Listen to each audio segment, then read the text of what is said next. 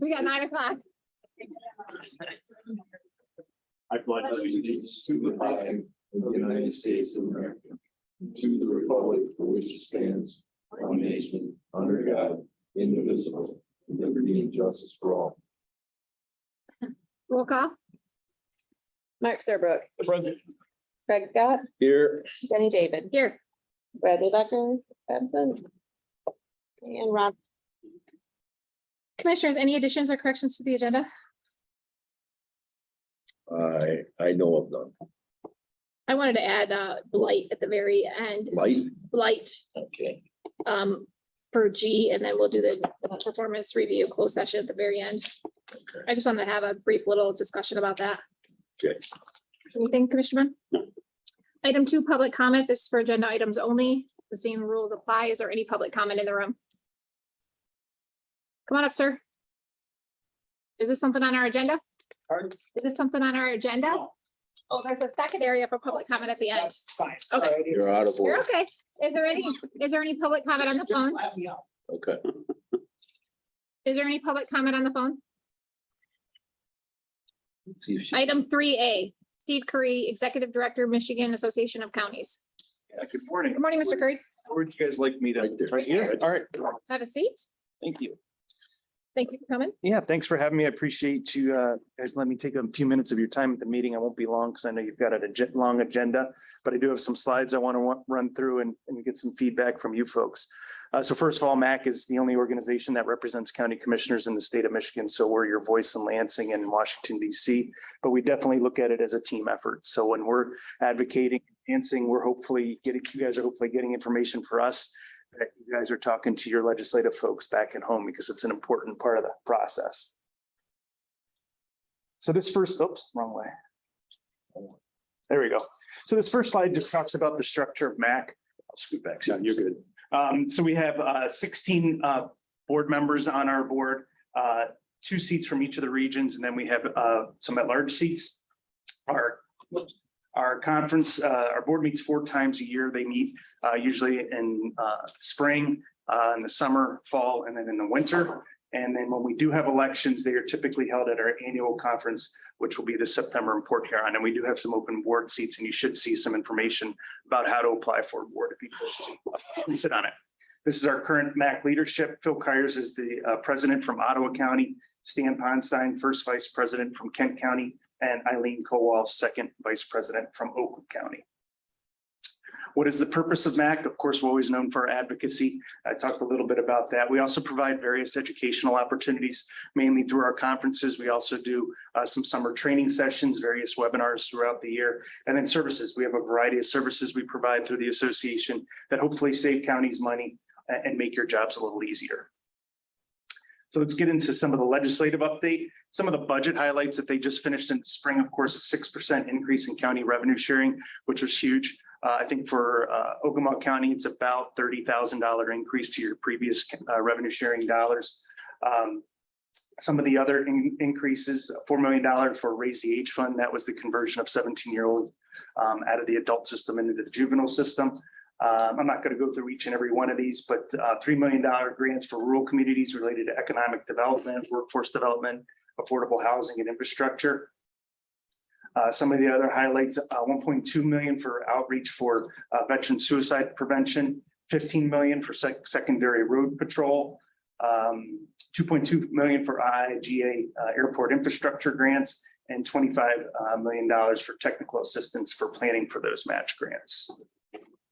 So some of the priorities outside the budget that we're looking at for the rest of this legislative session, which of course ends in a few months, revising the Open Meetings Act to meet the demands of 21st century. And I'll talk a little bit more about each of these as we go through. Enhancing reforms to ensure proper funding for local courts, protecting and improving Michigan's local and public system for mental health, creating fair revenue sharing system for counties, compensating local governments for funds diverted by veterans property tax exemptions, revamping PPT exemptions to provide reimbursement to locals, and adopting the Michigan roadmap for ARP funds for historic Michigan investment. So revising the Open Meetings Act, for those of you that remember, obviously in 2020 when COVID hit, there was the full remote option for having county board meetings. Once that sunsetted, one of the unanticipated results of that was that you could no longer, prior to that, you could participate remotely, you could vote remotely if you had a quorum present. We're trying to get back to that. So there are some counties that want to have some folks be able to participate remotely if they feel fit. So there's a 12 bill package has been introduced to address this. A newly introduced bill 6283 by Rep. Cali, who's a former county commissioner out of Ionia County, has introduced the bill we like the most. It allows for remote participation with written notice to the board, caps how many meetings per year that person could participate remotely, allows for members of the body to deny the request.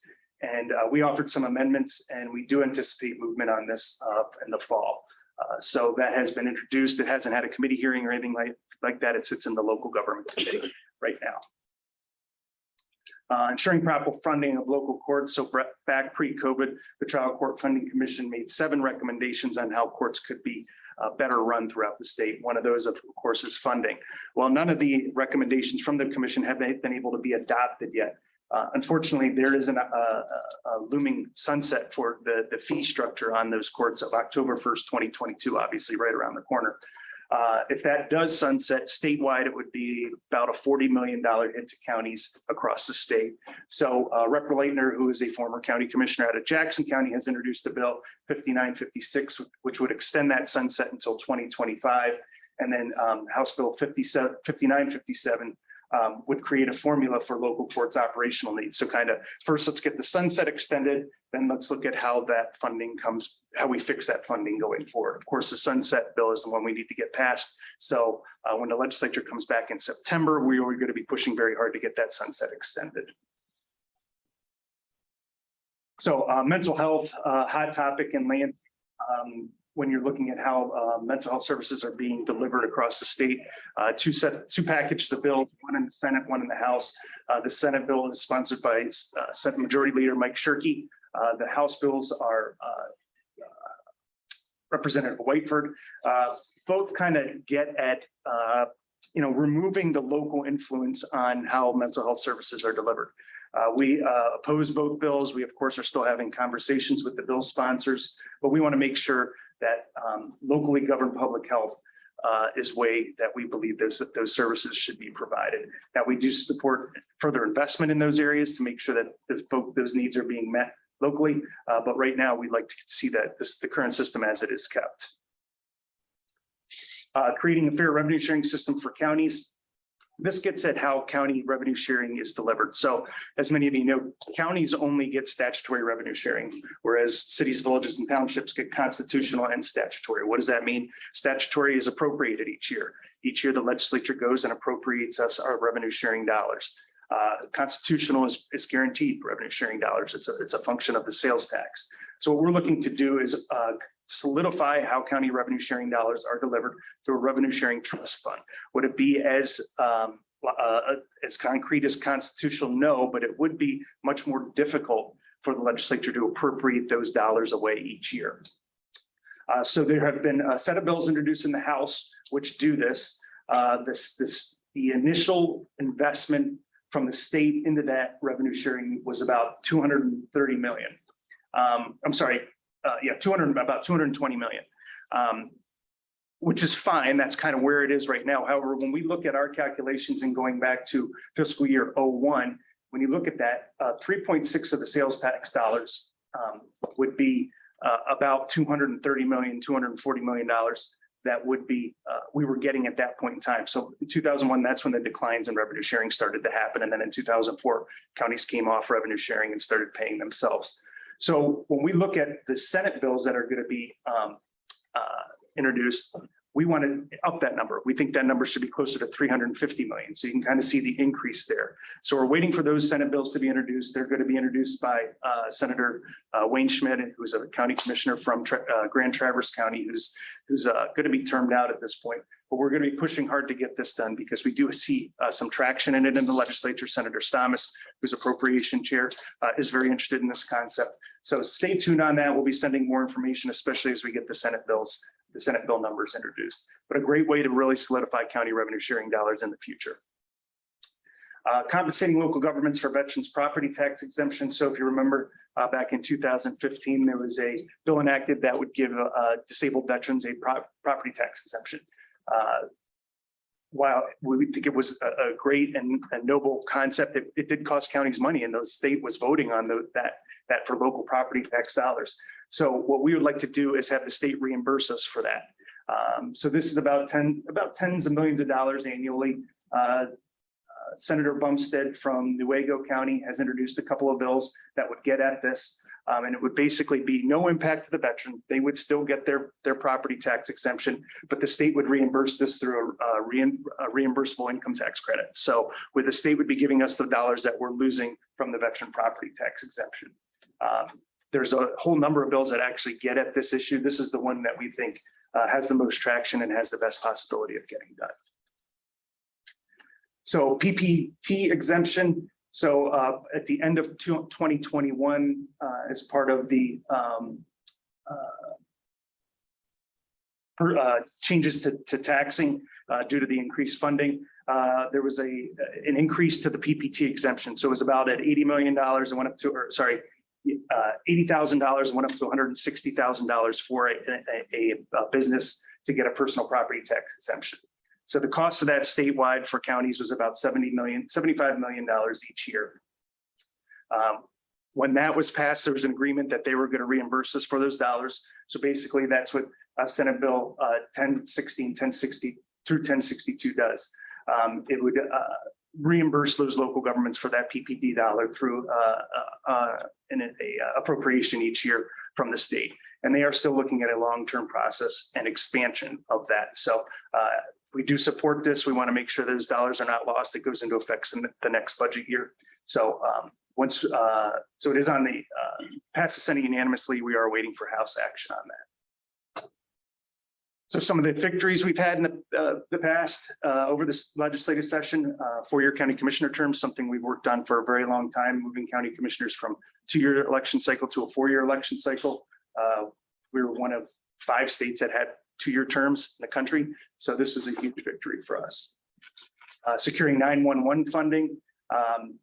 That 911 fund, since that issue that was going to happen, we were able to not only get that extended, but also increase a little bit, but also put some safeguards in it where if it wasn't earning more money than expected, there would be a rollback on some of those dollars. So outside of some of our priorities, some of the issues that we're watching, Freedom of Information Act, these are changes to FOIA that kind of increase penalties on public bodies if mistakes are made. A whole list of reasons here you can kind of see. We are working with the bill sponsor to kind of get some of these changes. So I would say we're kind of neutral on the bills, leaning opposed, but just because of some of the severity of the actions, and I think we're becoming an unintended bystander of some of the actions maybe of other local governments. Changes to public notices. There's been a whole slew of bills introduced on this. Basically, this bill 6062 would create a framework for public bodies to post on their website and not really impact too much how the print industry handles that. So you can kind of see the highlights of this bill here. We've long advocated for being able to post on your website and some of the timing changes that it would provide. Obviously, everyone's moving towards online. Every county in the state has an online presence, and most people do have access to it. So outside of those things, these are our policy committees. So everything I talked about here goes to our policy committees, and we've developed platforms. So we have 6 policy committees. Long before COVID hit, we had a remote option, so you don't have to come to Lansing. I know it's a 2-hour drive. You can remote into our meetings to see when they meet. They typically start meeting in September, and they wrap up in June each year. We do have a MAC PAC. We primarily use that PAC to support former county commissioners. There are 28 former county commissioners in the legislature right now. That's up a little bit, and we continue to see that climb as folks either use the county board to get into the legislature, or oftentimes after they're in the legislature, they end up back on the county board. But we do use that PAC to support those folks. This is your MAC advocacy team. We're a little understaffed right now. We're working to get that staffing back up, but Dina Bosworth's our Director of Government Affairs, and Hannah Sweeney is our government affairs assistant. We are in the process of hiring 2 more people that handle different issue areas, and we'll be prepared to announce that, I think, in a couple weeks. I just mentioned our conference earlier. Our next conference is in Port Huron, September 18th through 21st. And then our next legislative conference is April 24th through 26th. And that conference is always in Lansing. So every spring, our conference is in Lansing. These are our MAC communication tools. You know, we do Facebook, Twitter, we do a podcast every other week. We have Instagram. Hopefully you're getting our weekly updates. We've gone back to a printed newsletter that comes out every other month that folks have been really happy about. And of course, we have our website that has a whole bunch of information on there. So with that, I'd be happy to answer any questions that anyone may have. Any questions for Mr. Ferg? Mr. Serbrook, Oh, ma'am. Mr. Scott? I'd like to see some kind of surveys come our way, so we have a little more direct input. The individual input, For legislative issues or, yeah, for anything. okay, Because we're not connected to, except I'm reading your emails, things like that. yeah, if there's ever anything that you would like us to take a look at, please feel free to Well, email us and we can take it through our committees. it was some kind of survey, then we have statistics to look at. Do other commissioners think like Mark, you know? Because we know they don't think like me, you know, so, Sure, you know, something like that. okay. Yeah. We'll try to come up with something or talk about it internally and see what we come up with. Yeah. Okay. Commissioner Vaughn? When you were saying that you're working on the Zoom, will that be to also vote? Like you Yes. did prior? Yep. It would allow for voting privileges. So you can kind of see by that legislation that was introduced, it does put a lot of guardrails on it. But that's the intent, is to allow for voting remotely, not just participating. Because technically you could do that now. You could Zoom in and not vote. Yeah. And that's coming this fall, Yes, your decision? well, the bill is in committee right now. And so we're pushing to get it done in this legislative session. So it's Rep. Callie's bill. It's in her committee, local government committee. So I would suspect we would get it out of committee. Then it goes to the floor and we'll have to push it through the rest of the legislature. Do you have anything? Nope. Another? Thank you. Thank you. Thank Thanks you for for having your us. Appreciate it. We just leave this here. Mr. Booth, Equalization Director related to updating GIS hosting.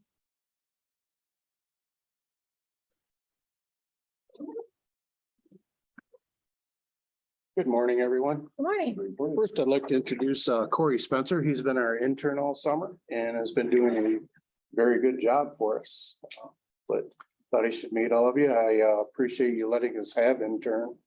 It's been a pretty good program for us this summer and he's learned a lot. And High school student? College well, student? No, I'm graduated. Okay, he works full-time at Walmart and he graduated West Branch. Oh, are you interested in being an assessor or are you, Yeah, okay, yeah, I already took my MCAT test last weekend, so okay. And when are you done with the internship? Labor Day. Oh, perfect. Yeah. Nice to meet you. And for those of you, the MCAT is the first certification you get in the assessing. Joanne has it, Missy had it to start with. And then the next level is MCO to actually be a certified assessor. But with the MCAT, he can do field work for assessors and enter stuff on their rolls, work on their computers. And so one of the things when you take the MCAO program, there's no training in BSNA in the software. It's the only software that's allowed now, but through the state training, there's absolutely no training on that. So you can get your assessor certification and still not be able to get a job because you don't know what you have to do, I guess, through the program. So he's getting a good education on that. It should help him. And there's a shortage of assessors, especially up here in northern Michigan. So work well for him. On the GIS updates, the program of updating all the parcel information and all the splits and combinations since I think 2008 or 2009 has been done. We're trying to work with Tom and get it hosted. And I don't know, Dave's had issues getting with Tom to get it on our server. That said, it's kind of temporary thing with our server. It's a server 2000 and it's Tom keeps it separate from everything else because it's not a secure setup. But so moving forward, what we'd like to do is host it on a cloud-based system, which Esri has gone to. So I've got two proposals for you to consider. The first one is Schneider Geospatial, and they have a really great program. But the cost, they waive the annual setup fee, which is about $14,000. Their annual hosting fee is $12,564, and the annual parcel maintenance fee is $6,660. And that's regardless of how many splits combinations we have. So they'd be looking at $19,224 a year for the next 3 years would be their plan. Amalgam LLC is who we contracted with to do all of the updates that are done. And their proposal is, in our original program, the subdivision lots were never entered into the GIS. So we've done the meets and bounds parcels, which are all the acreage parcels. But if somebody has 2 lots or 1.5 lots in a subdivision, we only show the full subdivision as it was created in our system. So it doesn't, you can't tie that information into BSNA because they don't correlate with the ownership. So to get the subdivision lots done, it's about $6,000. There's about 1,200 parcels that need to be changed. And so they've given us the quote of $6,000 to update that. Their annual hosting fee is $4,500. And then for their parcel maintenance, they charge $5 per parcel. And so for budget purposes, I'm estimating about $2,000 a year. Some years it's only a couple hundred, depends how many splits and combinations we have. So they're, for the 3-year total, theirs would be in 2022 would be $10,500. And then for 23 and 24, it'd be about $6,500 a year. And they've got a really good product. We've had some issues, the updating. Well, it took a year longer than it was supposed to. And so I was a little concerned about that. I've talked with them, and in meeting with them for our annual updates moving forward, we're going to time them differently with them. They do several large counties and they bring everything in January.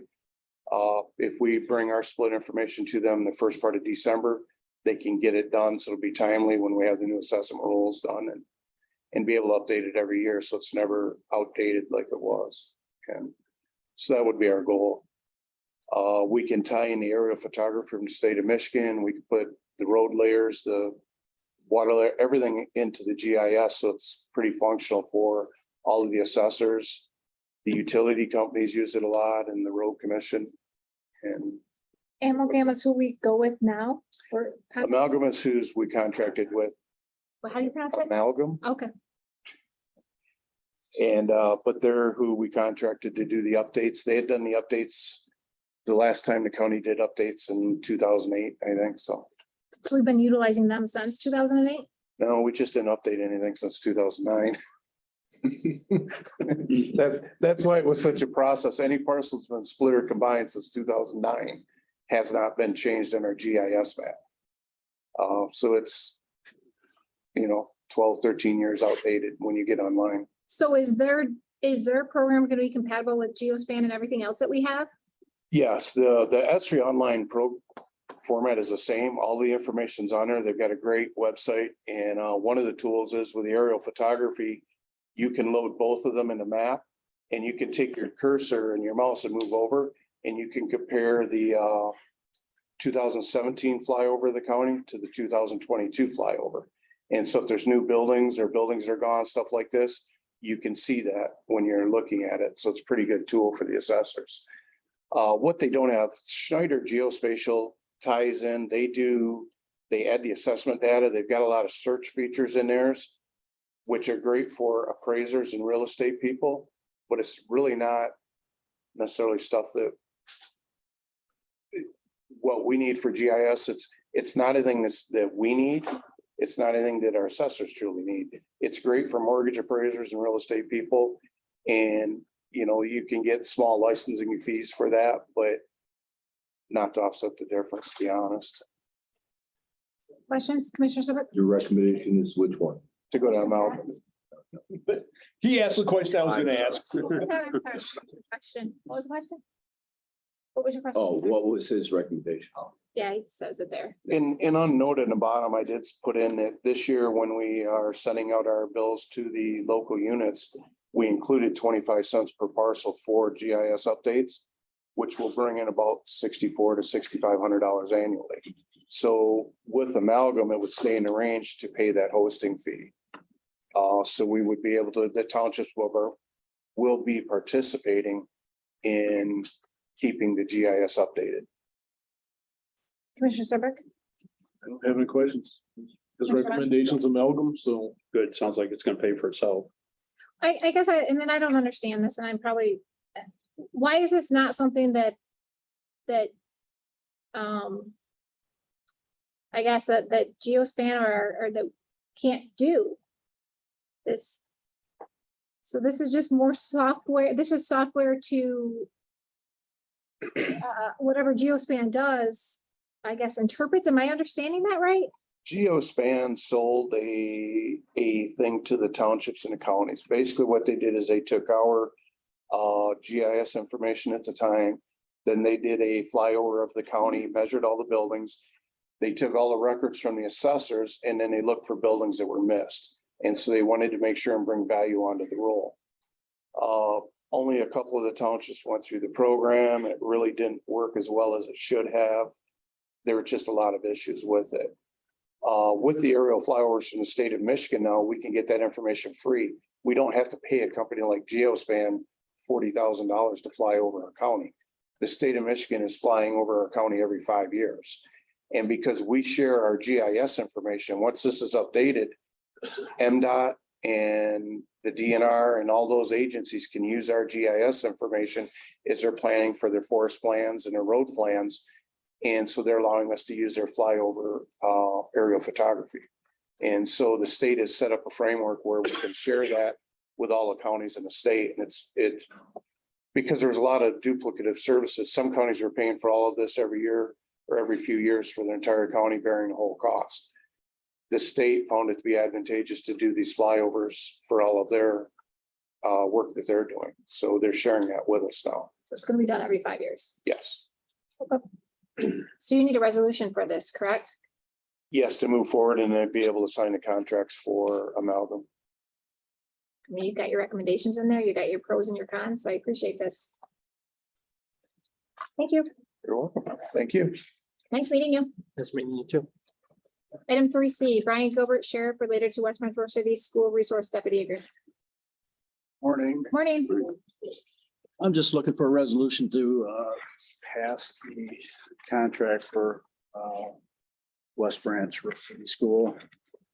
Gail Huey had brought it, the superintendent had brought it to her board people, and they tabled it because there was a couple typos, and since then I met with Tim and that's been taken care of, so just looking for a resolution to.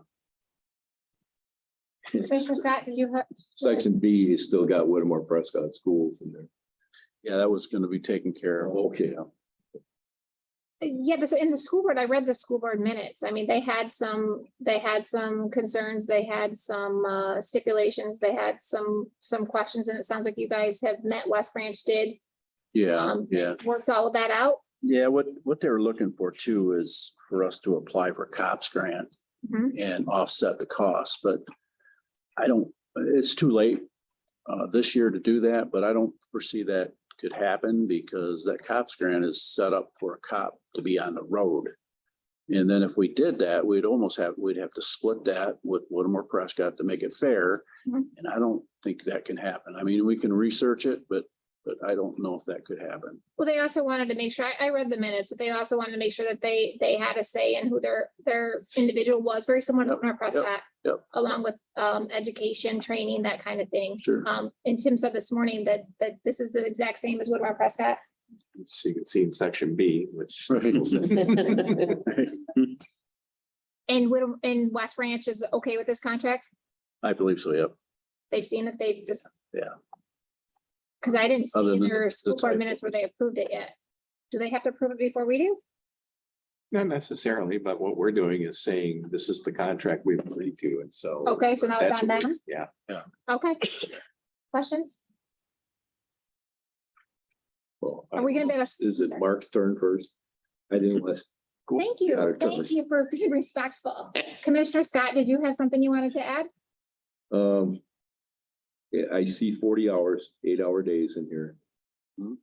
We'll adhere to that. There's no need to have comp days on top of that, except that Possibly will be, I mean, an exception.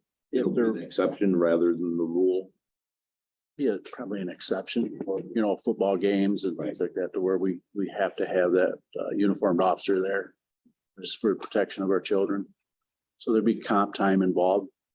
No, It states it pretty clearly in here, yeah, I thought. Well, we've been running that quite a bit. That was more of the rule than it was an exception previous.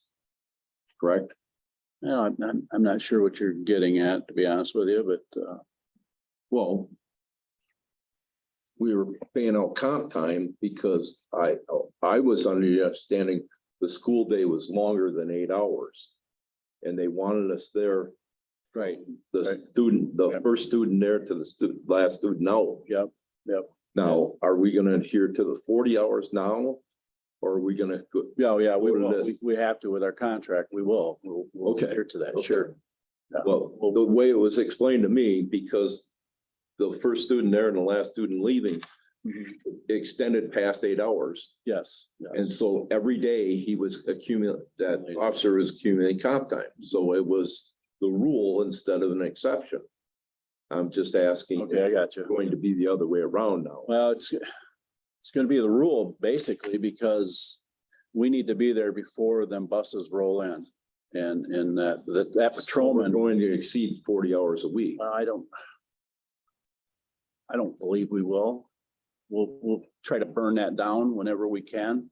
Okay, You know. because it's a financial thing. I You understand. know, because if you're gonna work more than 40 hours a week and we're only getting paid for 40 hours a week, then it's costing us more. I got you. No, I mean, I understand what And you're it'll be saying, even overtime. but the high school runs from 7:30 to 2:30. So if they're there from 7 to 3, Okay, but elementary school too. Cities, That'll be the City city. of West Branch has got a contract with. Mhm. Well, it's not saying that here. It's saying high school and elementary. Is that another? Well, that's gonna be Rose City Elementary up there. So we're gonna take care of Rose City and the high school. So that officer will be bouncing back and forth, which we have been doing, but we incorporated Surline too. So we're not gonna worry about Surline because the city is gonna take that over. Okay. are we gonna have the staff to be able to do this? We'll have the staff. It's gonna be tight, but we'll have the staff. So it's, we'll make it happen. We'll make it happen. We're short staffed, no doubt. We're working pretty hard, you know, that the guys are overwhelmed by a lot of things that's going on with all the complaints and everything, but we'll make it happen. We'll get there. Commissioner Serbrook? As long as we can keep a handle on the count time, don't have an issue with it. Can we get, I guess, how much, like last year's school year, how much comp time was accumulated? Can we have that information? I'm sure we do. Yeah. Yeah. Is that something that would help your question? Yeah, is that something you can? I didn't keep track of their comp time Okay. prior to this new system, so Well, I don't have it in any but going record. forward, you will. It's, which it will be in the new Yeah. time system now, yes. So we'll be able to see that information on Right, but it'd be good to see something historical. historical. But do you have it, Undersheriff?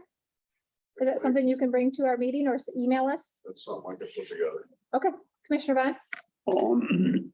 I know the school's not in, they're in 5 days a week. Some weeks they're not, like holidays, whatnot. You can utilize him on the road then Yeah, or wherever yeah. to cover his 40 hours. Yeah. Absolutely. So Because, You'll get it. because right now, like if there's a 4-day week, like Ron said, Mhm. you're allowing him to use comp time on that Can burn that day. comp time down. That's one way of controlling that comp time. But if it's a holiday, he's getting paid holiday pay and the comp time. Yeah, according to the contract, you'd have to, Or, yeah. but comp But it- time, once again, is accumulated. It's not in the contract.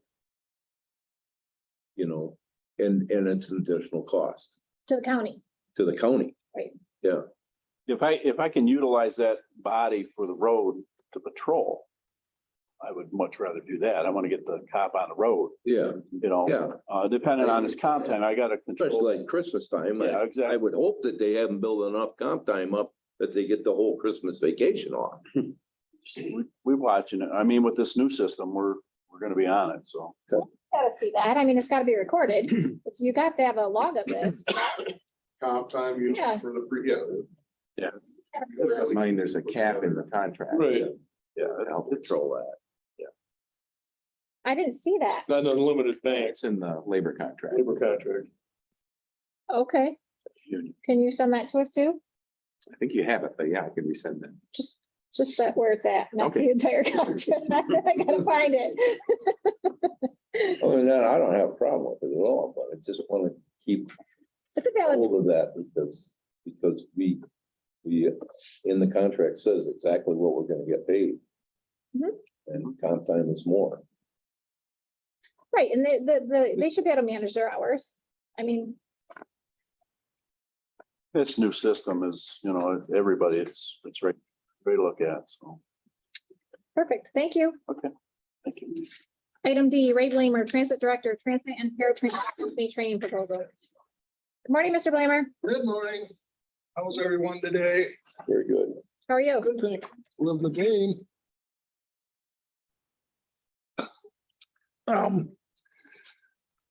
The transit needs to purchase a program to update us on training of all of our prospective drivers, our new drivers. It's a new federal law. And TAPCO is the company that supplies this. And in this email, I emailed Cindy at RTAP and asked her if this would be paid through RTAP funding, and her response was on the top of it, and it says yes. This is a special program approved by MDOT for this fiscal year only. So MDOT will pay all, or RTAP will pay all costs up to $10,000 for this. This is just a,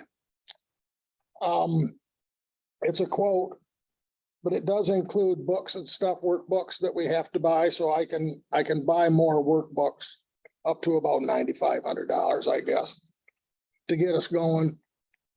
I've got a few drivers that I'm tentatively going to hire. I did get a driver from the Indeed thing that I did. One driver is all the rest of these people are coming in and just applying. I've got a few good ones picked out, but yet I'm dead in the water until I can get this to continue, because now we're going to have to. Do you know much about this? Well, drivers training. Yes, Yeah. yeah, it's new, and we need to,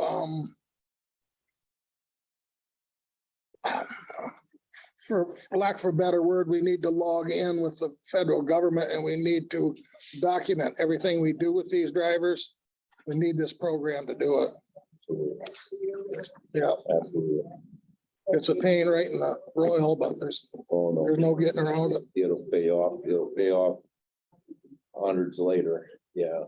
Yeah, I'm totally in favor of any training. So it's for our CD, for them getting a CDL and a P endorsement. But are you focusing only on new hires? At this point, yeah.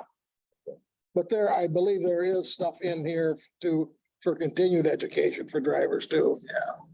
Yeah. I haven't seen the program, so I don't know what it's like. Is this gonna be an annual, I mean, $9,240? No, that's just to purchase it.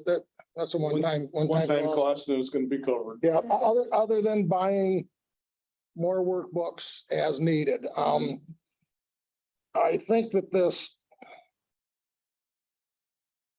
these 5 workbooks, those can be reused and reused. The $12 ones each person we train will get a workbook that they keep. So we'll have to buy those again. And I would, on this quote, I would ordered 15 of them. So that's quite a few. Mhm.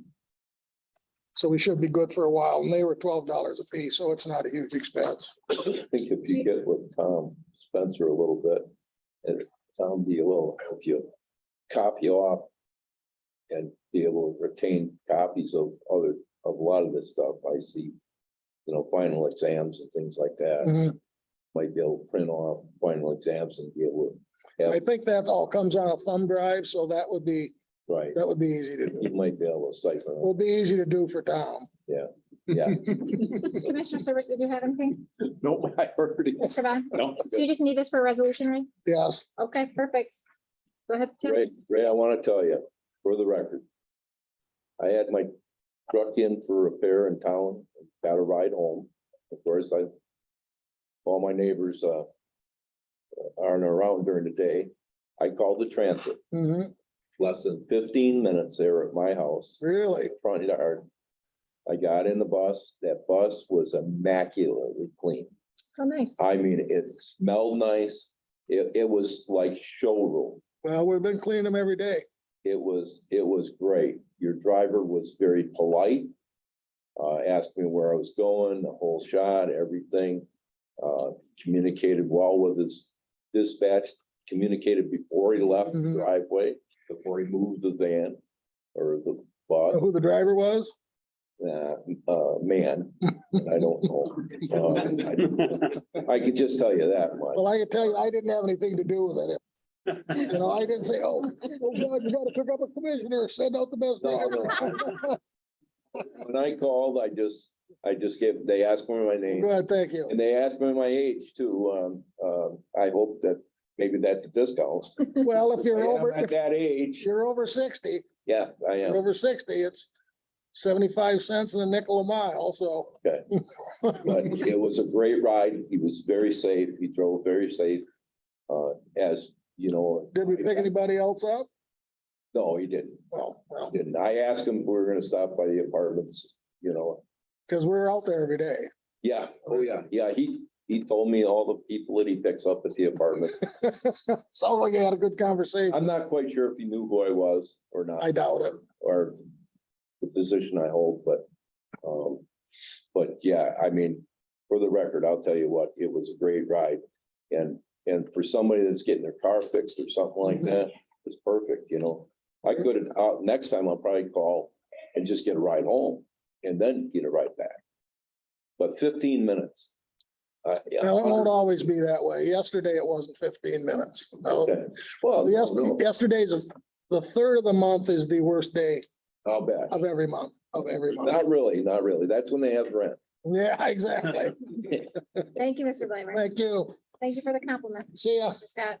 Item 4A, annex building repair quote. This is a follow-up from an ARPA project that we put the bids out 6 weeks ago. Have one proposal that came in to do the entire project at the annex building for $199,948.46. If you go to the second page of the quote where we've got the breakdown, I want to point out something that is different from what we saw roughly a year and a half ago when we had the proposal to deal with the ice dam on the building. And particularly, take a look at items H, I, and J, the installation of roof gutters and downspouts, installation of the ADA compliant automatic doors at the main entrance, and the patch and paint the interior walls. These were added and were specifically asked to be called out separately. So you understand that this is in addition to what we saw in the prior proposal. The thinking is if we're going to be in there, we may as well take care of the entire building and get it done in one swoop while we have the contractor on site. If we don't wish to do those components, that will knock about $39,812 off from the proposal price and also will impact the last two items he has listed as his profit and overhead, roughly about $45,000 in total, if we didn't want to do the entire project.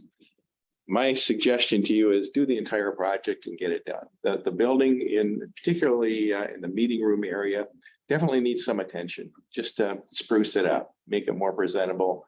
a little bit more welcoming, if you will. There's one area, I think a door was either a new door was installed or something, but there's a lot of drywall patch above that. I don't know how long it's been there, but it looks like it's been, well, it's at least since I've been here. So at least, 2.5 years sitting that way. It's right time to finish that off and get it taken care of. The project, as you can see with the other details, will definitely take care of what we've identified as that venting problem that's causing those ice dams. I know 911 will appreciate not having to move equipment around and run the risk of having the equipment damaged because water is dripping on it. And I do want to promote the roof gutters and downspouts as well. When you walk out of that building, right now, the water just drips down right where the entrance is, and in the winter it freezes and causes an ice problem. Well, this will hopefully at least minimize that risk as well. And I think we'll offer better drainage all the way around the building. So I don't know if you have any questions moving forward. Just seeing that initially last night, that final number was a lot of money, but it needs to be done. I don't see what choice we have. It is sad we only got one bid, but this gentleman knows the building, correct? Knows the building, and we had excellent outcome on the day treatment across the street. My job there is a good people to work. Mr. Vaughn? I didn't look totally through it. He say when he could start. I know that dispatch is getting brand new equipment and desks in there, so we definitely need this fixed before they get all their new equipment in there. And I'd hate to see any of that get wet or screwed up, so. Next phase would be to actually get the contract together, and that's where we'll spell out the timetable. So that's when we'll know. Commissioner Scott? I think we're back to that same spot we were when we were talking about that building across the street, especially when we found out all the extra problems it was. And I'm starting to ask the question, should I take 200,000 and just build another building?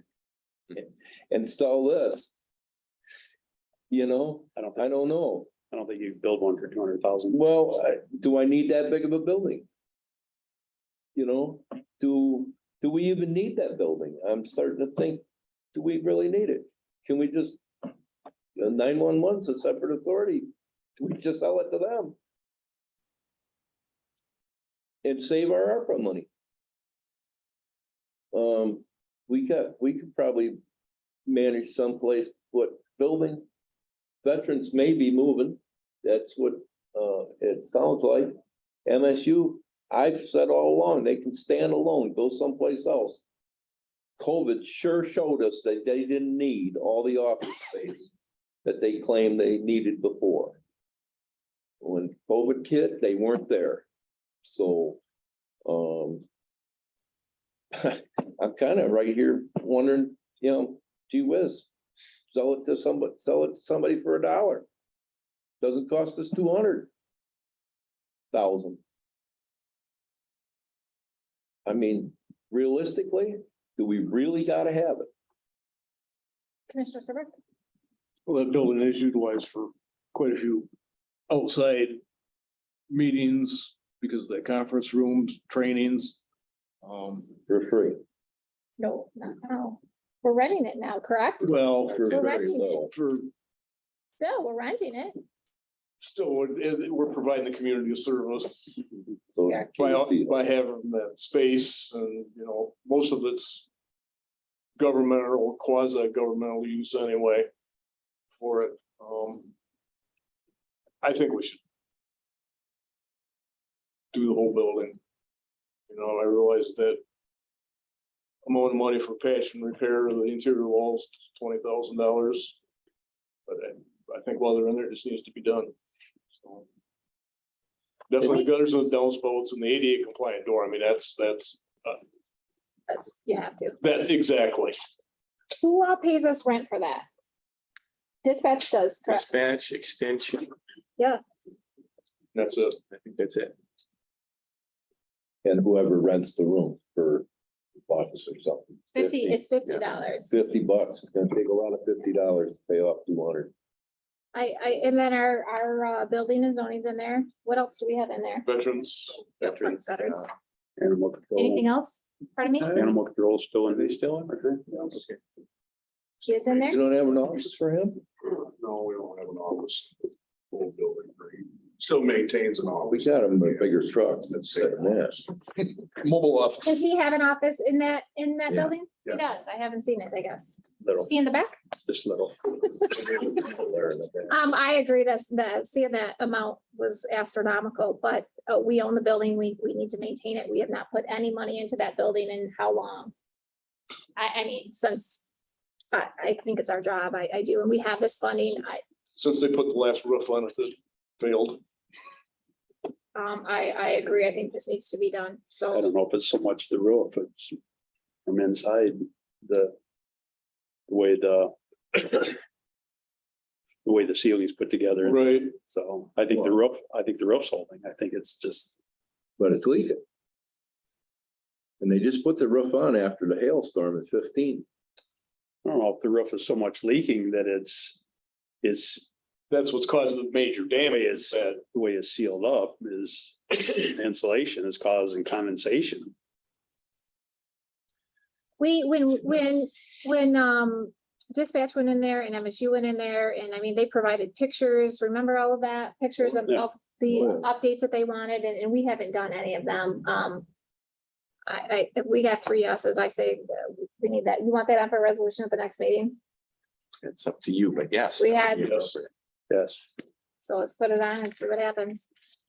It's just sad we only got one bid just to have a It comparison. is, it's sad that I can't believe that other contractors, even out of town contractors, did this. This was a big job. Oh, yeah, absolutely. Is that it on that? Item 4B, MERS delegate selection. Okay, so at the regular meeting on Thursday, I'll bring 2 resolutions that I'm going to say obligated to do anyway through the Municipal Employees Retirement System.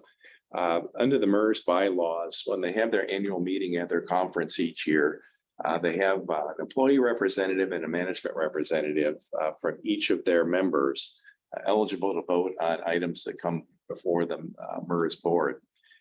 In our case, from a management perspective, Tracy's volunteered to go as the management rep. I've gone in past years. Tracy working directly with the benefit for our employees, I think would be very appropriate. Send. Definitely. From the employee side, we are compelled under the MERS rules to have an election of employees who would wish to go. My last 2 years here, we've had no volunteers. This year, we had 2 volunteers. So we actually have an election going right now. We'll go through, I believe we said 3 o'clock on Tuesday next week. By 3:30, we'll have tallied the votes and can put together the resolution with the name of the individual and put it before you for a vote. This is something the board does have to vote on, and that's part of the MERS rules as well. So that's why I would bring the resolutions to you.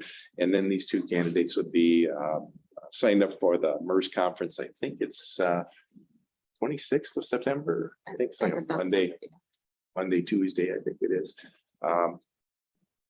And that's it. So that's what I intend to do. Where's it this year? Traverse City. So this is just sending an individual. 2 people. So we would send Tracy and then the employee who's elected. Okay. Any questions, guys? No. Item C, Ogemaw Township Tax Capture Agreement. And an email from Yvonne at Ogemaw Township. They will accept our proposal of the 100% capture of the operating millage and 0 capture of the special voted millage, which I believe is where we left off. If you're still in agreement, we can put together a resolution to have that dealt with next week. I still wanted, and I had asked you, we talked about the other DDA and that break in that time frame. Yeah, the city of West Branch, just to refresh the board, there was a pause in the DDA. I don't know if it was allowed to expire or exactly what happened, but there was a pause a little over a year. The initial review of the attorney was he recalled seeing something in the statute that allowed for that, but they're still doing their research. So we don't have a definite opinion yet about what the impact would be on that pause. And again, just for quick review, after 1994, all new EDAs, say the people at the business end of it, but those whose taxes are being captured have an opportunity to opt out. And so the question was, if this DDA paused, did that now subject it to the new rules allowing those, the taxes being captured to opt out? So that's the question that's in front of the attorneys, and hopefully imminent answer. I just don't have a, Can we Yeah. hopefully have an answer by Thursday before we vote on this? Because I think we all talked and we all try to want to treat them all fairly and wanted that answer. I can certainly ask them to have it by then. We can We're, see it. we're, You we're can- at their mercy, but You can email it to us? Yeah. Did you guys agree with that? Commissioner Scott, That's fine. Commissioner Serbrook? Okay. Item D, High Banks property. I did visit it virtually.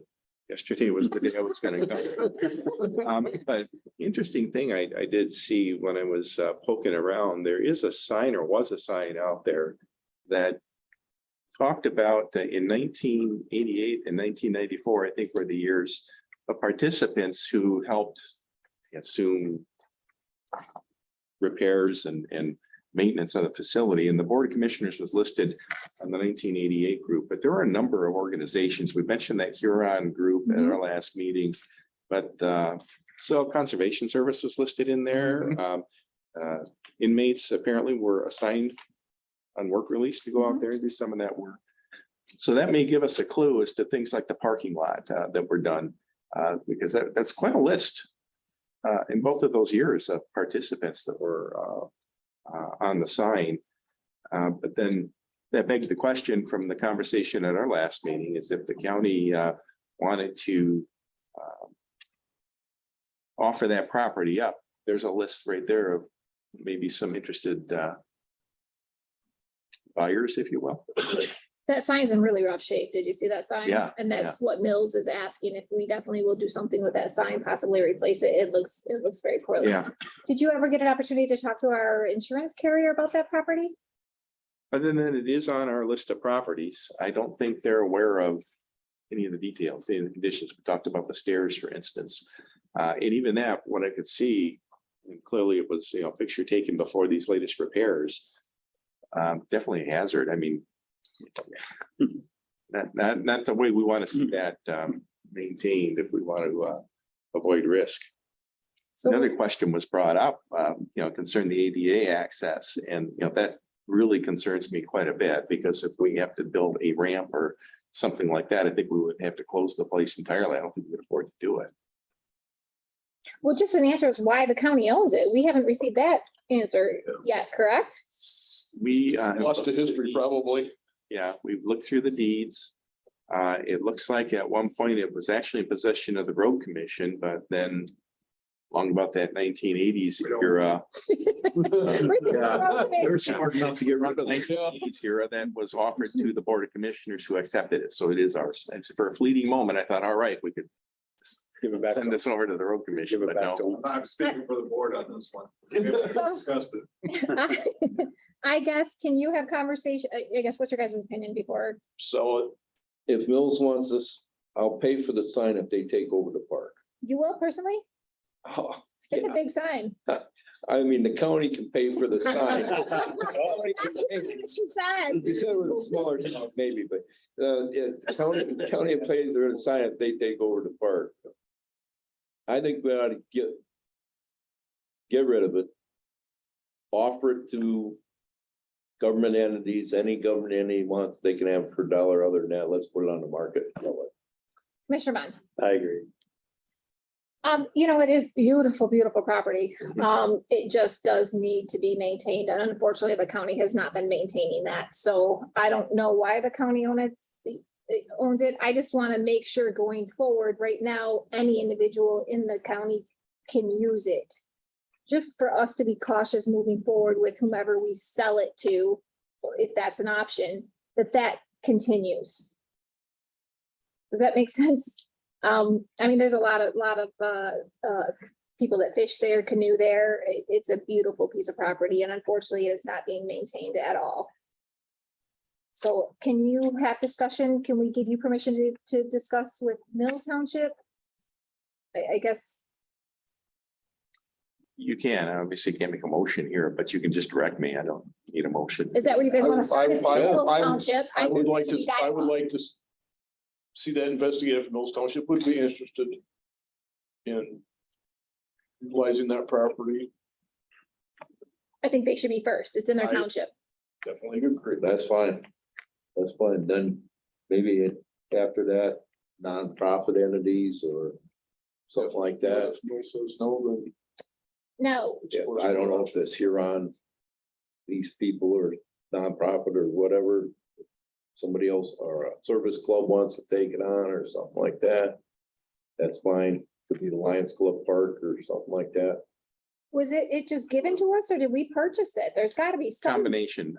There were a couple of parcels that were actually purchased and had a list price in the deed and it was like 4 or 5 different pieces when it came in, and some of those were just simply deeded over to the county. There was no purchase price. So it's a combination of both. There were no restrictions on the property. Oftentimes you'll see restricted for use for recreation purposes only. Nothing like that in there. It's free and So clear. there's no restrictions to the deeds. Right. We can, Right. if Mills doesn't want it, then maybe a Nature Conservancy would be interested in it. I don't know. let's start with, Because that would preserve the property in its natural state if it went to a conservancy, Nature Conservancy of some type, so. just want to make sure Groups going are out there, forward, there's still access, like. right, which it would be in most cases. So Mills has a meeting next Tuesday. So will you have a time frame to just briefly touch base with them so then they can discuss it at the meeting if they want to? Okay. Yeah. But that sign, can we work on replacing that before they've asked a few Sure. different times? It's painted, it's faded, it looks really bad. Somebody who knows something about signs, where'd she go? Yeah. I'm right. Done some Yes. poking around on some signage for the campus here as well, so we'll get on it. Okay. Do you have a picture? I can stop and get a picture of it. I have a picture. Oh, perfect. Okay. Quarterly budget adjustments. All right. This is gonna get tedious, but just follow along with me. This is the third quarter adjustment, so we have a pretty decent idea of where revenues and expenses are gonna shake out before the end of the year. This won't be the absolute final, but when we do get to the end of the fiscal year, there should be relatively minor changes that we would need to make at that point. I've got a draft resolution already in here, and I do this because this is the only way I can keep everything straight in my mind. But you go to the bottom of the first page, and here we list first all of the funds that I'm proposing changes to. And the first one is the general fund would decrease our expenditures by just over $55,000. And I'll get into the details of this in a second. The next two, however, the Liquor Law Enforcement Fund and the Land Bank Fund did not have budgets at the beginning of the year. And both of them have, particularly Liquor Law Enforcement has revenue that's come in. And with Land Bank, we've actually had some expenses that have come in as well. So this resolution would actually create budgets for both of those. Road Patrol, again, I'll get into in a little more detail, but the overall expenditures would drop $15,891. Concealed pistol license, an increase to $16,367. This accounts for those desks that were purchased, but were not part of the original budget.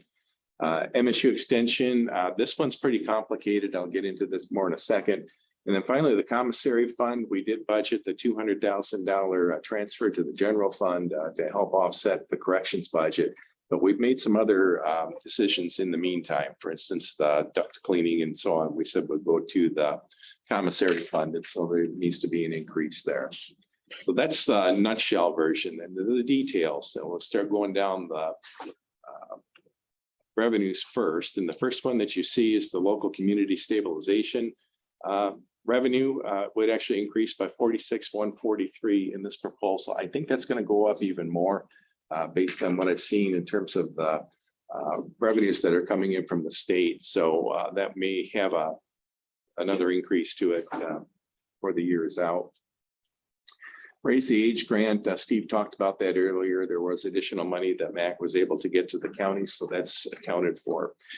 The crime victim navigator, actually reducing the revenue here. The prosecutor decided not to go through with this program this year, so that budget's being completely eliminated with this proposal. We had an individual that was doing that, but left our employment about a year ago. Okay. There's another one, a state grants other. I'm not sure what that was. It did come out of the sheriff's office for $5,000 additional revenue. So that's reported here. Homeland Security is a mystery to me. This has to do with the Homeland Security grant that Mike Bowers administers. Not sure if this was an expense from a prior year or what it was, but our revenues are actually shrinking. So that one will show a negative revenue on that line. Now, it's not a fund, so it's not like a deficit, but revenue being reduced. Next to the interest income and oil and gas royalties, we took our best guess at the beginning of the year, but you know what's been happening with interest rates, and we're seeing that increase within the county, and then the oil and gas royalties. Oil and gas has gone up, so the royalties have gone up as well, I guess. Clerks fees are coming in higher than what was projected. Mapping and copying revenue, we only budgeted $8, 775's come in. So relatively small one. Just jumping down other large ones, restitution from the prosecutor's budget is going up. Again, these are all revenues, bail bond fees, extradition revenue, at corrections, as well as reimbursement on the medical care are up from what we projected. So overall, our revenues, according to this projection, will be up about $23,512. Next is the group of expenditures and the changes listed by department, starting with the Board of Commissioners. The big change here is you have a per diem line of roughly $5,000. It has had nothing charged against it. We only have a quarter of the year left, so we can make an adjustment to that. Building security, the reduction here is reflective again of the wages that we budgeted here. We haven't cut anybody back, but the hours that are being worked are not matching what we projected. So we're able to cut back on that expense. Circuit court is a big one. Looking at where their expenditures are, we can make a reduction of just over 26,000. Corrections, believe it or not, reduction 9918. Now, when we get into the details, and you have the detailed spreadsheets for each of these departments, corrections, and in the road patrol budget, you'll see the overtime is substantial, no question. But in the case in particularly of the road patrol fund, we've had a couple of 2 or 3 positions that have been vacant throughout the year. So we're not spending as much in the wages, but we're spending more in overtime, and it pretty much washes out.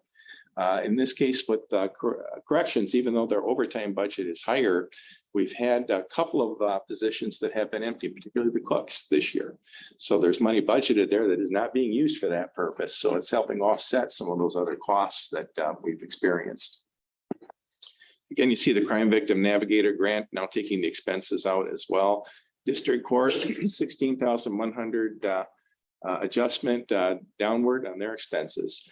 Elections, $19,487 increase, primarily due to election ballots and other expenses that we have that weren't budgeted. Now, most of that we'll see back from the state in terms of reimbursements.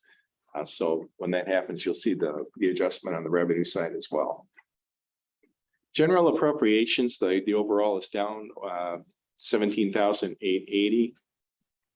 The Planning Commission, and you'll see Zoning Board of Appeals budget, very minor increases there. Those are to correct calculation for wages.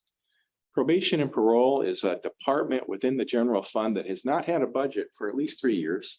But this year there are some expenses recorded. Those are expenses that are legitimate. We are responsible for them. So we will, through this resolution, actually be adopting a budget for that activity. Every activity has to have a budget in order to comply with the Uniform Budget and Accounting Act. So that's why we make these changes. We've not had a budget for them at all, Zero budget. but yet, I mean, we pay for the copy machine lease. We pay for phone use, we pay for all that stuff. But we never budgeted for it? Never budgeted for it. There's never a budget submitted for it, but we're fixing that now, so that won't be an issue. School resource officer, this is an increase 21,456. The bulk of this, the officer assigned to the school resource function is on the defined benefit plan with MERS. So, but the defined contribution, those are easy to calculate. It's a match up to 7%. But with the defined benefit, we are subject to any actuarial changes that might go on through MERS. And in this case, it's a more expensive plan, no question. And there is some unfunded liability that we have with our DB plan anyway. So this is following the individual. It's not a cost that is passed on to the school because it's our cost regardless. If this deputy retired tomorrow, we would still be obligated to pay that. And frankly, the officer in this case was not the school resource officer his whole career. It's been doing things like road patrol. So that really is our cost. So that's why you see the increase. It's just unfortunate. It follows the individual and goes to this department. Otherwise, if it were in a road patrol or something like that, it wouldn't be quite as noticeable. Not a cost that we would pass on to the school. The sheriff budget, I'm showing an increase here, 26,796, but put an asterisk next to this. I've got to get with Tracy. It looks like some of our officers' health insurance is being charged off to the department when it really should be in the road patrol, because I saw road patrol was way under what we had budgeted. So this is just an accounting thing. I'll get with Tracy. What it works out to, we'll fix it in the resolution that you see on Thursday. But that really looks like that's what's jumping out at me. And that's another reason why it's important to go through this exercise so that we can catch these things prior to year end and when we close the books. And finally, I'd already mentioned the zoning board of appeals, the overall impact on the general fund, $55,000 reduction in the overall expenditures. The next section is just breaking that down for you for each of the departments I just mentioned, breaking it off into either personnel expenses, controllable, non-controllable expense, or capital outlay, and giving you the general numbers. The spreadsheets are on your iPad, so if you really want to get to the line item detail, you can see where the changes were made. Now, jumping down to the non-general fund, the dedicated funds, I already mentioned the liquor law enforcement and the land bank. Under the road patrol millage, a few changes. The first one, the actual revenue that came in was a little under, about $25,000 less than what we projected. So that's being corrected as part of this. But you'll see there's a decrease in the personnel services. Again, this is because we've had vacancies. So we're able to decrease the overall personnel services, and that includes the overtime. Brings that budget down a little bit. Controllable expenses are increased. Again, you go to the spreadsheet, you can see the actual dollar amounts. That's not a huge increase from where we were. The non-controllable expenses, one thing that we're finding, again, this isn't a huge increase, but something that Tom and I have talked about, and I've talked with the clerk about as well, is the phone expense. And a lot of these non-controllables are that phone expense that we're making the adjustment for here. In the 23 budget, what I'm going to propose to do, and we'll talk about more next week, is to have a single phone item that goes into the general expenses. We'll do a few things. First of all, it won't impact all these budgets, and we won't have to go through this exercise for that purpose. But it will greatly reduce the time that's spent in the clerk's office going through each one of the different phone bills and figuring out who's allocated to what. And that's quite an exercise. And we see quite a spreadsheet every month. Time that's spent maybe could be better spent doing other things. We know we have a phone expense. Okay, we'll apply it. And if we have funding like with the child care fund, if we need to break that one out, we can break that one out, but we don't have to do it for 25 different lines. We'll just do it where we need to.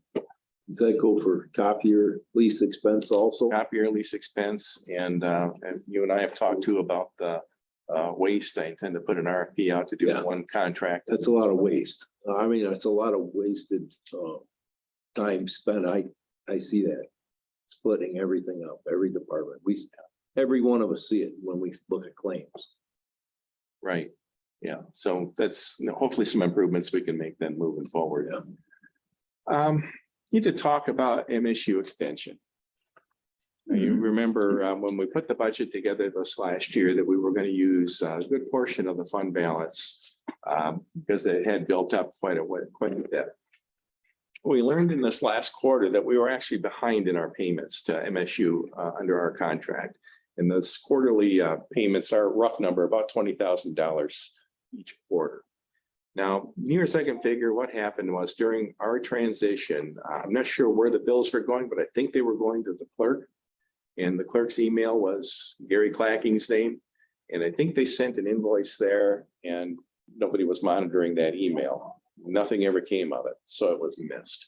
So we now have the unfortunate situation of this year where MSU went through its audit and said, hey, you've missed a payment.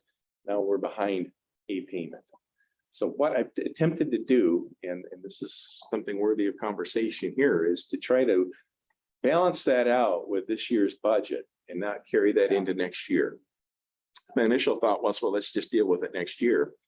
But then I remember when we did the deputy training last year, we sent the officers to the Delta training. When the audit came around, the auditor said, no, you can't pay for that in 2022. You committed to it in 2021, therefore it has to be billed to 21. Well, we're the same way here. Our missed quarterly payment is in 22. They're not likely to let us pay for that in 23 or report it that way. So I'm attempting to fix it here, and it gets a little bit complicated, maybe more convoluted than complicated. This proposal would actually use up the entirety of the fund balance at an extension. That's what those monies were collected for in the first place. It makes sense. That's where we would go first. But that's still not quite enough to make up that difference. So I'm proposing that we do a general fund transfer of $6,500 to MSU to that fund to cover that expense. And the way to do that potentially is in the controllable expenses. We charge MSU rent, $12,000 a year. This proposal would forgive the last half and take the first half and kind of return it to them to use to pay off that balance. So in effect, it's not costing us any additional money other than the rent that we would have collected at extension. And this will deal with this once and for all, gets it taken care of. We go into 23, you start talking about millage rates. You're not having to worry about a $20,000 bill that's owed from a prior year and how we're going to do it. Just takes care of it this year, addresses it, gets it done. And then lastly, commissary, I'd already mentioned that we had the 200,000 transfer that we talked about, committed 92, but I'm also projecting an increase in the revenue. Right now, projecting it at 285,000. That could go up a little bit more before the year is ended. But this is just reflective of activity that's going on at corrections. I think is it the e-cigarettes? Oh, yeah. Has the big component to it. So they're seeing additional revenue come in for that. So this would take us up to, again, the third quarter. Another thing I really like about this, there's always a temptation when we get to the close of a fiscal year. If I haven't spent a lot of my budget, there's a temptation to go out there and try to find other things to spend the money on. This approach kind of tamps that down a little bit, because as you can see, we're reducing the expenditure budgets on a number of these based on the projections that we're seeing. Most of our numbers are pretty close to where they need to be, but where we see that we just aren't spending funds in certain areas, let's take it out of the budget. Let's avoid that temptation and just move forward accordingly. Well, that's that old wives' tale that I'm gonna lose it. If I don't spend it, I'll lose it. And that's never happened here. What's the amount of the payment that did not go to MSU? It's just under 20,000. It's 19,100 something. It's quarterly. I don't see, yeah, I just, in this information that you gave us, I didn't see how much I'll that pull payment the is. contract. I don't think I have access to it right here, but I'll pull the contract and show you what it is. I appreciate all this information you gave us. I think this was a great breakdown. I was greatly disappointed in the overtime. I thought that was extremely substantial, and I thought we were paying quite a bit of attention to that. That's In not that sheriff's office needs me to defend their decision. They were down some positions, but still wanted to fill all the shifts. So that's why we see that. While you see the overtime is up, you'll see the wages are actually down. We've reduced it quite a bit. in recognition of those positions not being filled. And if we go through the balance of the year, and I don't know where you are with hiring, I know it's difficult. But if we go through the end of the year and still don't have those positions filled, you'll see that wage go down even more, but probably see the overtime go up a little bit, yeah. I guess then I must have misunderstood. I was under the understanding when we got those individuals through the academy, there was only, the last we had asked, there was only one open position. Now at the previous meeting, just this last meeting, it sounded like there was more open positions, but I thought we were pretty well staffed. We've asked pretty much at every meeting where our staffing's at as far as corrections, as far as the sheriff's office, and maybe I misunderstood. I thought we were pretty well staffed with the training and the hiring, and the wage increase that we have done. Did I misunderstand that? You have to take into account that one of our deputies deployed. That would be National Guard. Mhm. Been gone. We've had two deputies on injury, You did report that. so we've had to cover shifts to keep cars on the road for that purposes. The allocation difference that you're talking about, we were to a point where we have one. Again, we had the National Guard, so we're short. Now we're bringing the school resource officer in with that vacates a spot in the 259. And then we were asking for additional spots to up the staffing level to the optimum level compared to what was authorized last fiscal year. Now, have we put a ad out there, advertisement, I guess, for even both school resources? Maybe that's something just an individual wants to do, is just be a school resource, retired police officer that holds his certification, just wants to be MCOL certified, or is MCOL certified, that just wants to be a school resource. Is that out for advertisement? It's not specifically, because really MCOs, if you have MCOs, you're trying to put them on the road to cover. Just because of the shortage statewide is for officers to get on the road. So our advertisement is just for MCOs officers. Based who comes and applies, then if they fit the idea of going as a school resource officer, we might hire them and put them into that position. But it's the same hiring process, whether it's for the school resource officer or road deputy. First, it's they're MCO certified. How are they going to fit into what we need? So you can't keep, like, I can keep my certification after I decide to retire if I volunteer so many hours, which is pretty minimum, to continue with my licensing, even though I may not be working full time. You can't continue your MCO. I have no idea, so that's why I'm asking. You can't continue your MCO certification if you do a minimum on the road per year or certification. We have, our ORB is a primary example of that. We established a minimum of 40 hours to maintain their MCO certification.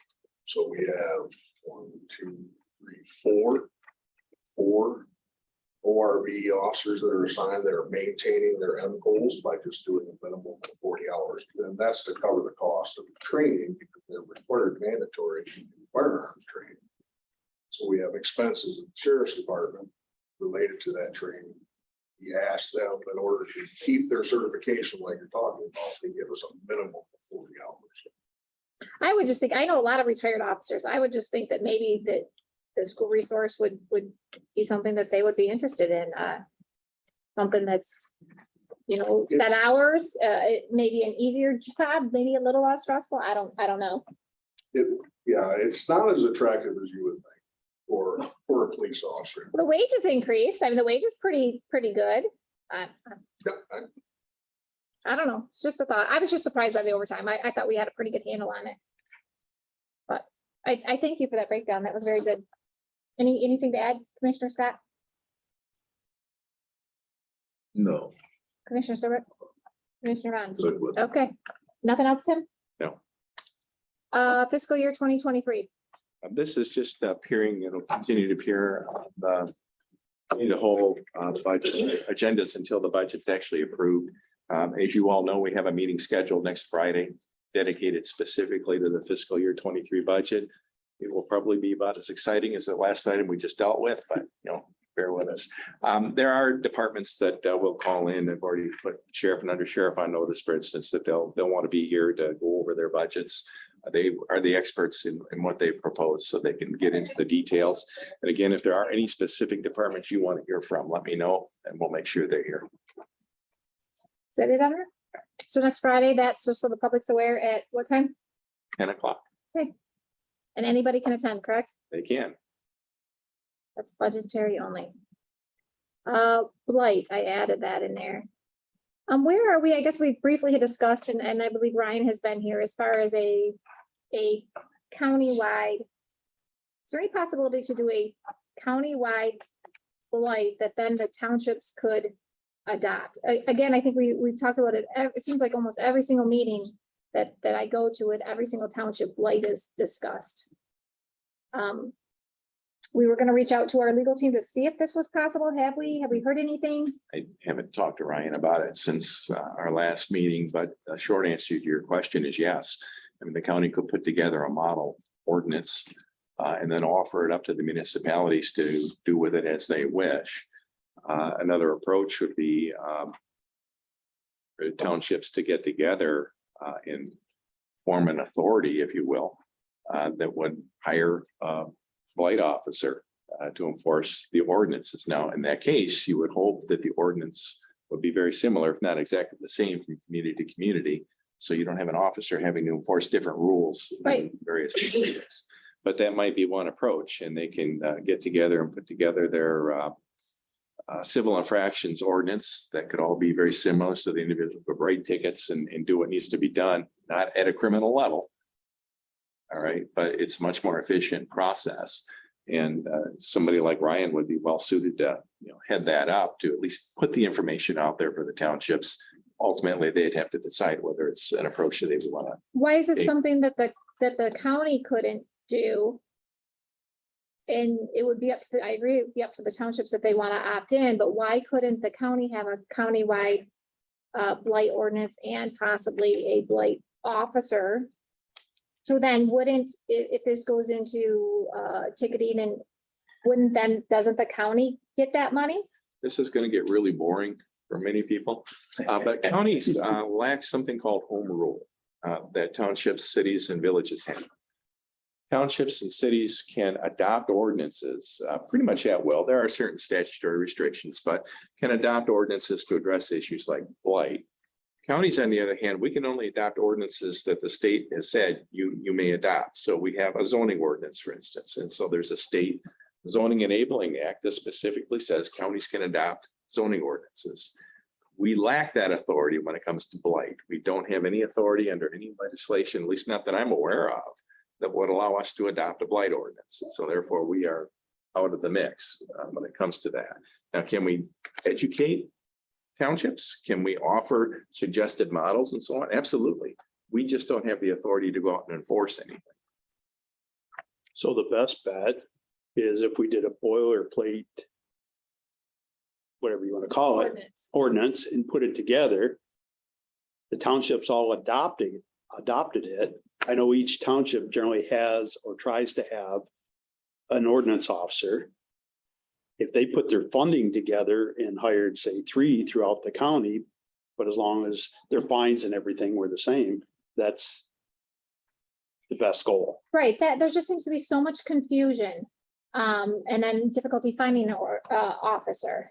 It just seems like the number 1 and 2 complaints at every single meeting is blight and roads, and the roads are getting better. Everybody's on a good plan there, but it's blight. It just, and there's so much confusion finding somebody and then enforcing it, and that just seems to be the number 1 complaint. If we can somehow help and guide these individuals. And again, I think with his expertise already, just from the work he does, I think Ryan is the guy to put that together. I'm certainly willing to help, but I know Ryan has sent out sample ordinances to townships already. I mean, when we met with Ogemaw Township, with you guys, I was talking with Dennis Stevens about blight. Oh, at the When- meeting. When we were talking about the DDA thing. And Dennis had already gotten a couple of templated things from Ryan. Because he was weighing the civil infraction versus criminal misdemeanor stuff. So I mean, Ryan has sent out information to the townships. I know that. And I know Clacking Township's got information for Ryan as well. So, again, my suggestion to him was, if you get a group of 3 or 4 townships adopt the same or Ordinance. darn close to the same blight ordinance, and then as a, like Craig said, or somebody, a regional, 3, 4 townships together and hire a blight enforcement officer. And that way everything's, and then they could divide it up, say, 8 hours, however they want to do it. The steps So, just seem to be, first, the townships, then, some of them don't have legal counsel or there just seems to be a lot of They don't want- communication problems.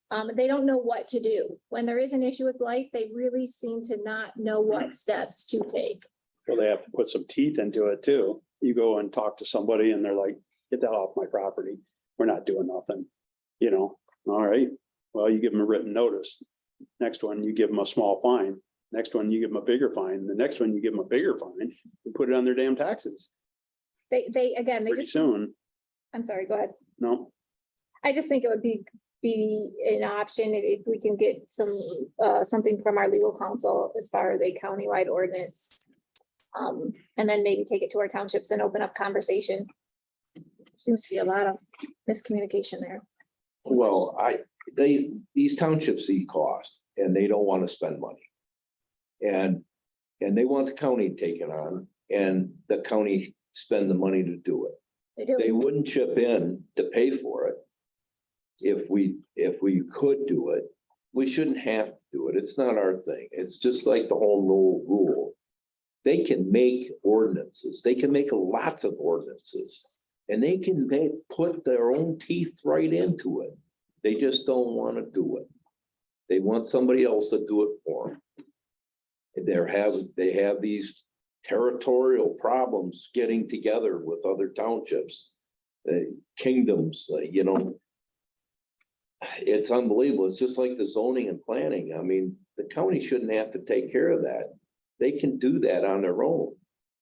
They complain to the county because they don't like the county's decisions on planning and zoning. Well, do your own. Edwards, West Branch Township, City of West Branch, they do their own.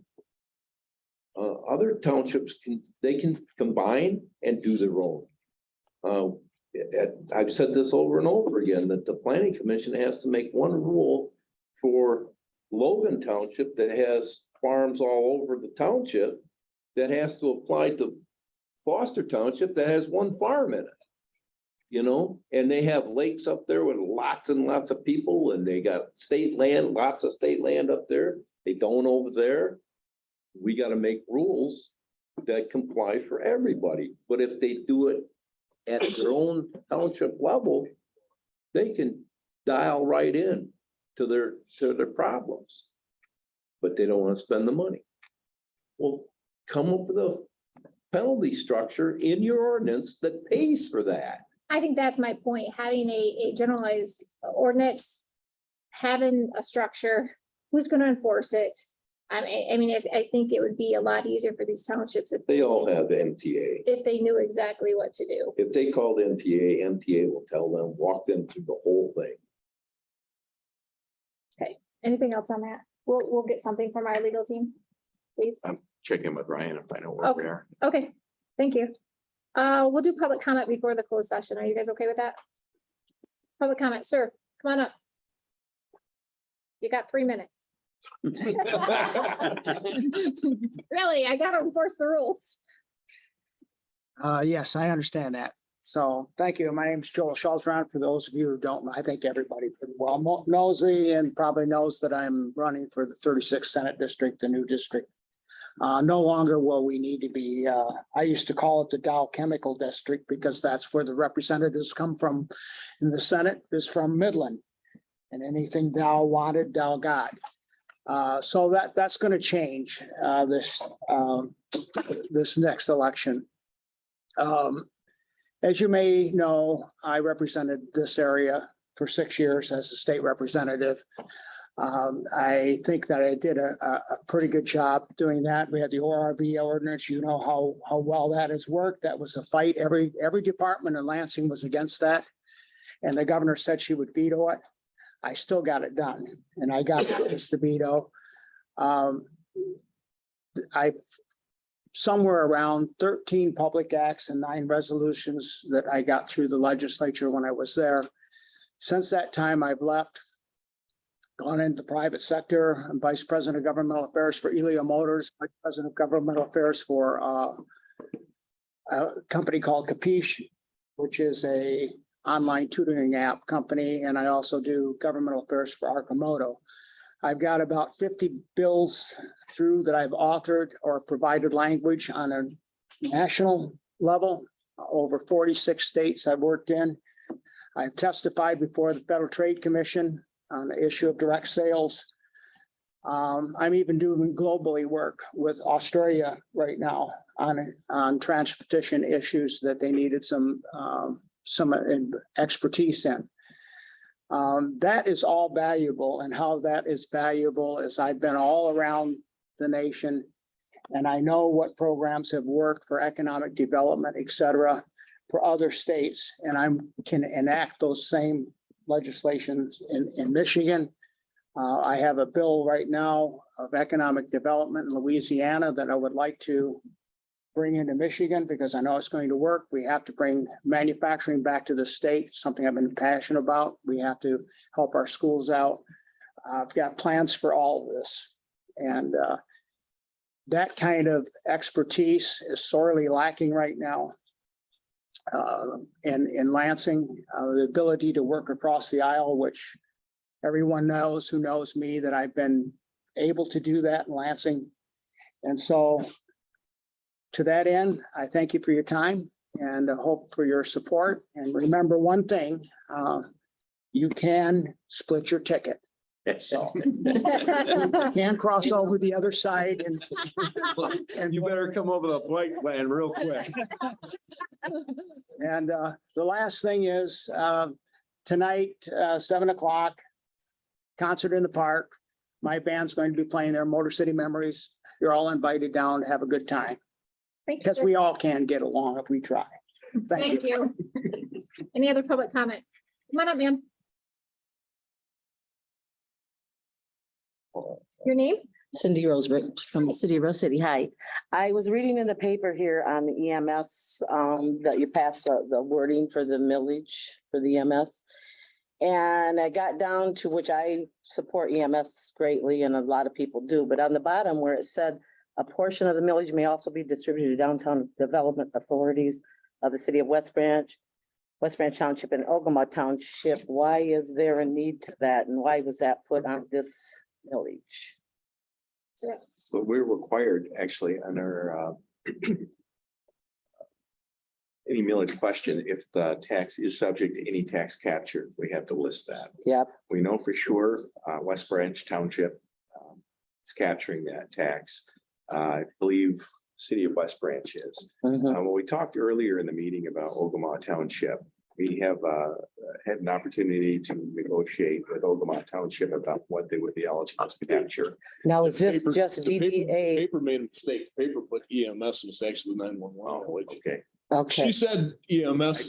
And Craig and Right. I said, well, maybe she misspoke. That's why I came up and looked at it, but it says EMS there. So it's actually. It is 911. 911. Put the same. Okay. The same But thing's it's gonna the apply. same thing, the Yeah. apply, it was the 911. Right. So are you telling me that all of the DDAs can capture that money like they capture the libraries and that, the DDAs? That under the agreement that we just talked about today with Ogemaw Township, they will not capture. And why not? Because the county has the ability to say, we're not going to allow that to be captured. Okay, And we actually will have an interlocal agreement with them. okay. More or less. Now, I know that the city of Rose City wasn't mentioned in here or in the aspects of that, I'm trying to think what the line of the money, why that's being captured. If is it supposed to be captured or is this something added to be captured like the library in Kirtland? Yeah, if your DDA was established prior to 1994, you can capture it and there's no one who can tell you you can't. Okay. All right, and that's where the others fall. Has this always been a capture of the DDAs, the 911 money when it started? It's been eligible. I can't speak to this specifically. I wasn't here, but it certainly was eligible to be captured. Okay, As was one of the millages we have. well, EMS was another good Okay. example. Road patrol, all those are subject to that kind of capture unless Okay. we have an agreement in place that says otherwise. Okay, And what we're required to do, according to our legal counsel, is we put that in the millage question itself for complete transparency. We want to make sure everybody Okay. understands. yes, but also, exactly, and that some of that money goes there. Is that what it's saying? Right. Okay, I just wanted to make sure it wasn't an addition of like, we got leftover money, we can throw it at them. No. That's what I'm trying to, so it had to be so that it would be allowed to be captured and people would understand that that's the money they're capturing. We had extensive conversation about this at the last committee of the whole. and Okay, it is yeah. on It is on the video, so maybe that'll give you a Mhm. little bit of a Yeah. clearer picture as far as that dateline, and that's what we were just discussing, Right. because there was a pause in one of the other DDAs to see then if, because today we came into agreement so that they cannot capture Any specials any specials with Okay. Ogemaw. with Ogemaw, Okay, So we've got the two other ones right now, the city and West Branch Town. West Branch Township. yes, and I personally, even having a DDA, I wouldn't want to capture the 911 money. That's why I was asking why they're able to capture that money too also. Why would they be able to come in and capture the money when it should go to 911? That's what I'm saying. But I understand the bit about capturing the money with the other stuff that we have through our DDA. Mhm. So I just wanted clarification on this so that it wasn't money that wasn't gonna go to to the 911s. But I thought it was EMS, but Well, you read it. okay, That's, yeah. okay. All right, that's what I wanted to know. Thank Thank you. you. Any other public comment in the room? No? On the road. Any public comment? Mr. Shelter, did you? Comment, Craig? Mr. Shelter, did you have anything? No, thanks. Thank you, sir. Any public comment on the phone? Wow. She's gone. She's gone.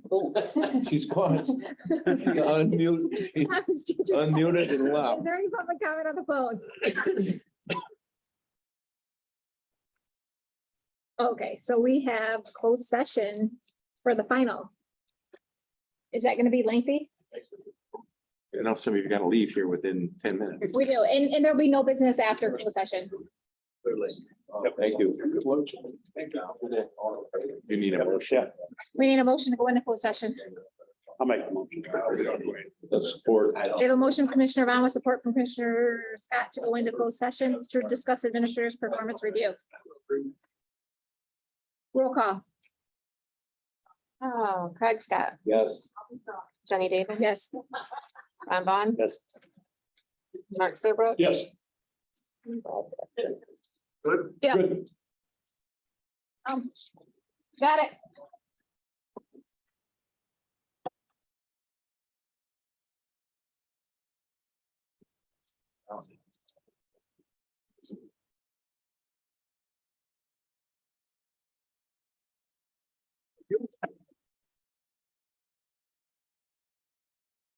Back. Can I have a motion to adjourn? Everybody's on. I'll make a motion to adjourn the meeting. Motion with support to adjourn. All in favor, say yes. Yes. Opposed? Motion Thank carried. you for everybody. We're adjourned at 10:53. Bye, guys. Have a good day. See you next